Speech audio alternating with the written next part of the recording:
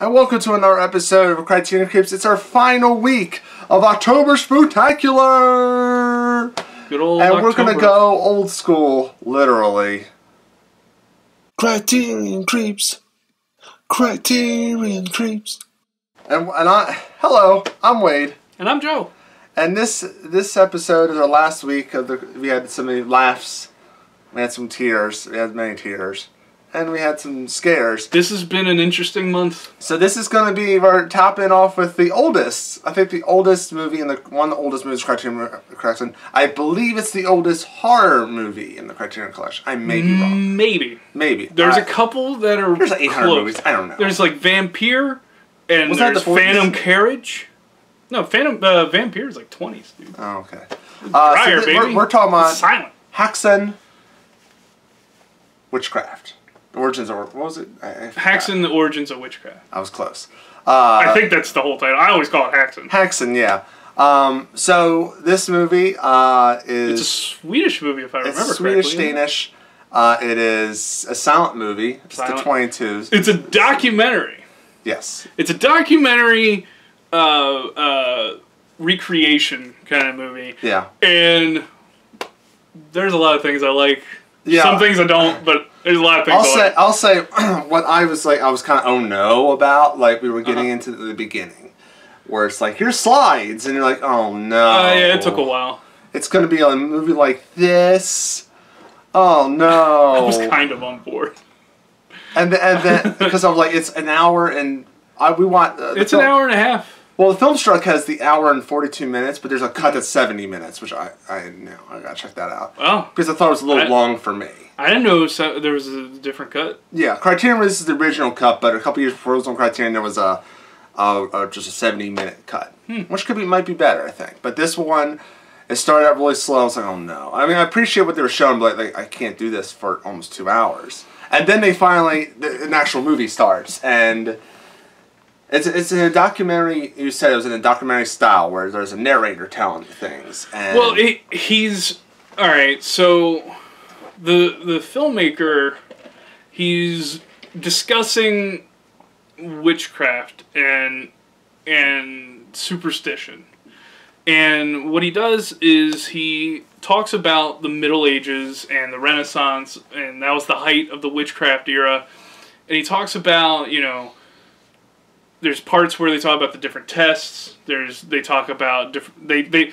It starts off saying like, hey, when things happen that people didn't know, like couldn't explain, it was sorcery, it was evil, it was witchcraft, and then when you get to the medieval times, there's the devil, and he becomes a very prevalent figure throughout that time when everybody became really Christian crazy.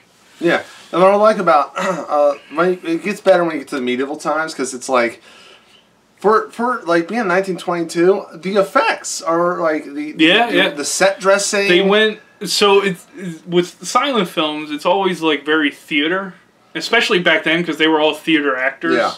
And you had theater people working on it. It looked like it was an actual, like, the 1400s. It was fun, yeah. Yeah. And his actors were great. Like, oh my god, like the for the time? The dirty old woman where they rubbed the lotion on her. Oh, the ointment. I'm sorry, the ointment. Yeah, ointment. God, that was gross.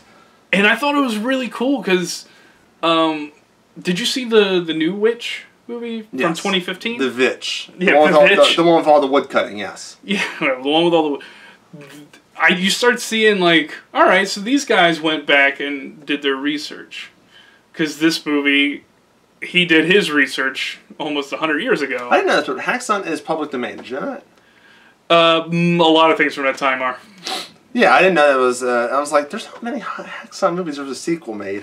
I don't think that counts. But, this was a pretty, there's points where it kind of drags. Oh, yeah. Yeah, that's my biggest downfall in the movie. It drags. I'm not gonna say, oh, because there's no voices. No, I'm not like that kind of person. But well, filmmaking, like they're still working out the kinks at this point. It drags a lot.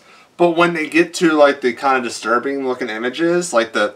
Can I tell you my favorite thing? Oh, sure. The devil. The devil. The demon devil, and he makes me laugh sometimes, but I really like him. Yeah. Where he's always got his tongue out and wiggling it. It's so great. He reminds me of the Will Ferrell devil from SNL. Yes. Like it's so cool, and you just see like the claws on the naked woman's body. Oh yeah, the claws were good. Just like the torture stuff. I love how they don't show the torture, right? But it's implied. Yeah, they're like, so this is how it starts getting applied, and then it cuts right before where the pain would be. And I'm just like, it makes you think, oh man, that's gonna hurt. Like when they put the thumb thing with his actress. Yeah, and they also do the legs. Yeah, the big hammer. I'm like, oh my god, like it was a pretty good. I'll say the worst part for me was the ending, the last 20 minits, and you're just it got really hard for me to finish. Yeah, yes. For the last 15 minutes, I kind of zoned out for it. Yeah, but I really like it's amazing, like kind of how forward thinking this filmmaker was at the time, how aware of, he's like, people did this and isn't it really fucked up? And then he's like, we still do it. Pretty much. That's his conclusion is, you know, people that were poor and ugly, or people that were too pretty even, will get caught up in these accusations, and then you're guilty until proven innocent. They torture you to get you to confess, and then you give up more names of people that you didn't like. And he's like, we kind of do this now still. The poor are still disenfranchised, and nobody takes care of them. You make accusations for the pretty people, TMZ. Yeah. You know. And so it's really like, it's kind of a timeless movie. Yeah, and also it's like the... And it's great if you want to learn about like the origins of witchcraft. The shots. Yeah. Like the creepy shots. They're legit creepy. Out of all the movies we watched this month, this was probably the creepiest. And it does more like how it looks at the devil itself, and they're in the woods and stuff. It's more effective at that than a movie like Insidious. I like Insidious, but I feel like there's movies that try too hard to be scary, and this one just it just tells you how it is. Yeah, and it works. Do they go a little extreme with the devil? Yes. It doesn't like.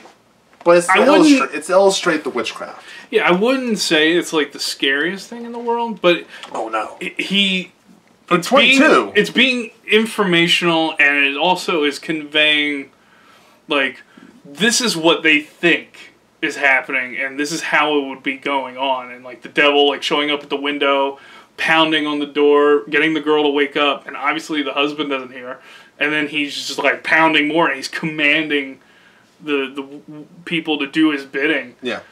But it's a really cool informational movie. I really dug it for the information, too. Yeah. It's like something you could see on the History Channel. Yeah. If the History Channel actually did history stuff anymore. Now, the big question. Buy, rent, or skip? Man. It's going to be another qualifier. If you're really into history and learning about, culture and stuff, I'd say this is a buy. I think most people, it should be just kind of a rent, experience it, learn about it. I mean, it's not going to be for everybody. And a lot of movies from that time period aren't. But it's definitely worth watching at least once. If you like movies like Nosferatu, this is a little longer than Nosferatu. But, And for me, the pace was quicker. Yeah. Than Nosferatu. Yeah.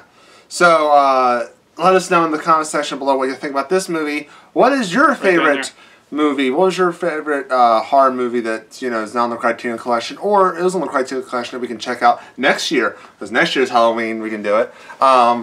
So let us know in the comment section below. We also are thinking about doing something in December. Maybe any movie that has snow in it. I'm thinking for December, any movie that has snow in it. It's like it's a wintry Wonderland or whatever. Okay. There's no Christmas movies around. So just make suggestions. We might not even do that, but make suggestions down below. And tell us if there's any other like silent movies you like that we should check out, because so many of them have been lost to history. Yeah. I'm always looking to check out some more. Yeah. So let us know in the comment section below. Please subscribe. Get more Criterion Creeps. Next week we're going back.